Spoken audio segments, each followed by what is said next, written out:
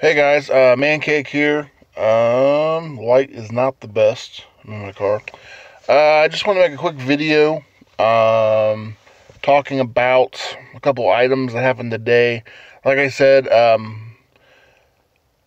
stuff has been a whirlwind here lately. I haven't made a video in a couple days. There's been a lot of news, still a lot of player signings that I haven't had a chance to make a video about. I'll have to make a video lumping them together. I made a video, I think, the first signing a couple weeks ago. Um, there's been several since then. And then just keeping up with all this stuff on Twitter. I haven't had a chance to sit down and make a video. A couple things happened today. Basically, the same gist happens. Tomorrow is they vote for MLS. They approved the stadium last week. Wednesday, they go to New York, Nashville, Cincinnati, Sacramento, Detroit, and they present to Don Garber. They present to Don Garber for to be in MLS, and I think they'll decide. I think I've heard the 13th, the 14th, I've heard the 20th, which I think it'll leak before then. But basically, the big day is Wednesday, day after tomorrow. So that's all determined. So the MLS stuff, the stadium's already approved. So all that's pretty much died down. So it was a pretty boring day news-wise. I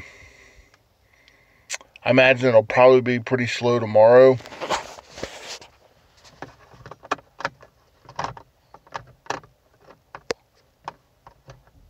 Ooh. Nope. There we go. Okay, yeah. I imagine it'll probably be slow. Actually, I can't see. I imagine it'll probably be slow tomorrow, too. Because we're pretty much waiting to see about the MLS thing. All the other stuff that needs to be approved has already been done. So right now, it's just off season. It's been a pretty dead period as far as transactions. The two things that happened today, what this video is mainly about, Mitch, our goalkeeper, for the last two seasons. Obviously, I think he's started every game except maybe 2 or 3 for FCC.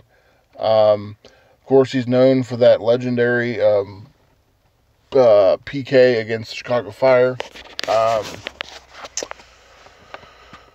where they beat the Chicago Fire in PKs. He blocked, I think, three shots in a row to win, advance in the U.S. Open Cup. He'll be a legend in FCC. It's only been 2 seasons, and as far as league play, I think FCC's first year, I think he won a USL Goalkeeper of the Year.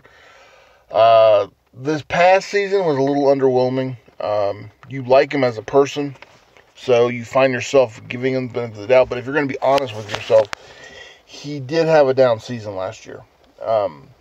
So I do think the guys we got, from what I've heard, now I don't know a lot about the players in Division II United States soccer, but from what I've gathered, like I said, the guys at Cincinnati Soccer Talk, people that talk about the team, I've got these guys, I think his last name's Richie. They're supposed to be really good. The guys that they have in seem to be pretty good. They got a new coach, goalkeeper coach.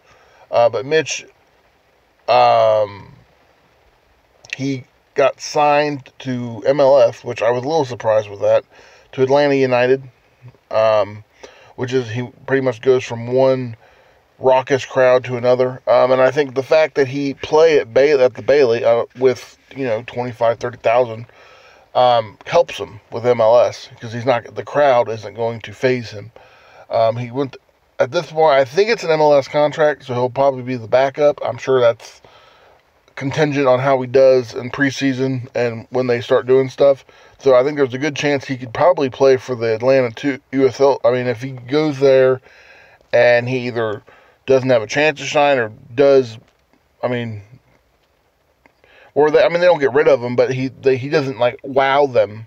He'll probably go to the Atlanta 2, or I don't know what the team's called yet. They haven't named it, but Atlanta United's going to have a USL team next year, so we might play him this year.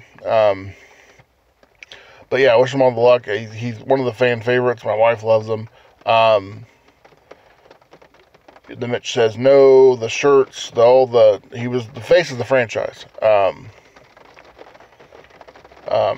mean, you could argue year one, Coley was the scorer. He was really popular, and then he went to NYCFC. But Mitch was here 2 years. He's goaltended every game in FCC history except for maybe 2 or 3 that they had Dallas play. But other than that, and Dallas left too. I think they didn't specify whether he was going to their team or he was just leaving just because. But he's gone. And then the other item, big Austin Berry. Like I said, I'm not the newest. I'm relatively new to being a fan of soccer and following soccer. But what I've gathered, Austin Berry, I guess, used to play for the Chicago Fire. He's from Cincinnati. I believe he went to UC.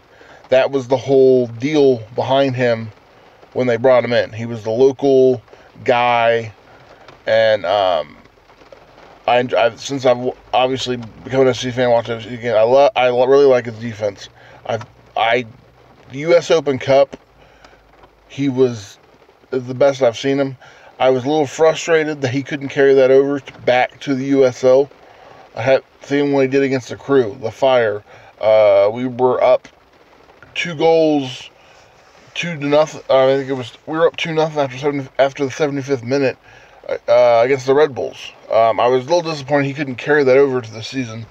I think he didn't do horrible, but I mean, the latter part of the season, our defense was not that good. Our back line did not play well, and he's the main part of our back line. So he's going to become a coach, so it'll be nice to see him around. He'll still be around. He'll just be getting the new generation of FCC players prepared. So yeah. So those were the 2 items. If you follow FCC or like soccer, let me know what you think about Hildenbrand and Barry in the comment section. Man, I know. Sorry about that. I think it might be more cloudy. Normally, even with the lights off, you can see me in the screen, but it must be cloudy or something. Sorry about that. But yeah, if you like this video, be sure to like and subscribe, and I will see you guys next time. Go FCC. See you. Bye.